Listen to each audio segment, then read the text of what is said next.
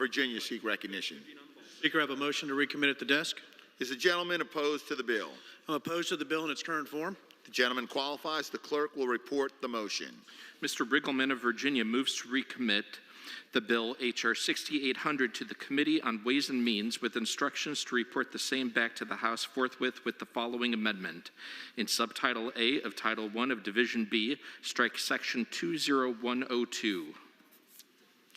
Pursuant to the rule, the gentleman from Virginia is recognized for 5 minutes in support of his motion. Mr. Speaker, I offer this motion to recommit because Americans across this country are watching the steps we take in Congress. Millions of Americans need our help, and unfortunately, millions more will lose their jobs if we consider partisan wish list legislation that has no chance of becoming law.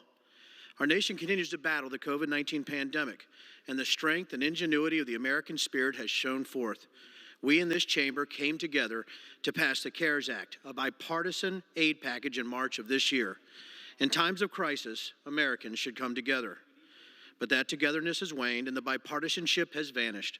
Masked in darkness and socially distanced from any review or debate, this bill is filled to the brim with progressive agenda items.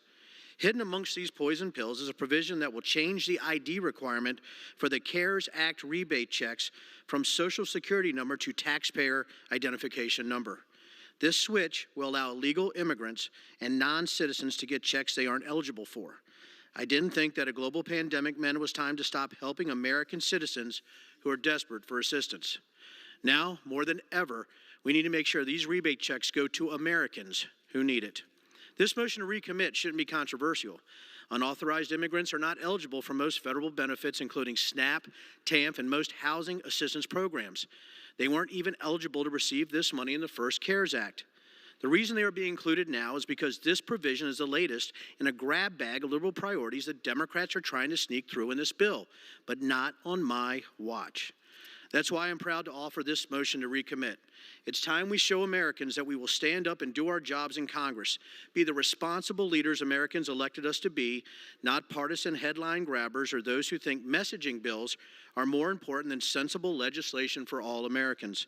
The authors of the bill do not intend for this to become law, makes a mockery of our responsibility to govern. Enough of the messaging bills. Let's stop playing politics and start working on solutions that will help the American people. I urge all of my colleagues to join me. Thank you, and I yield back the balance of my time. Gentleman yields back the balance of his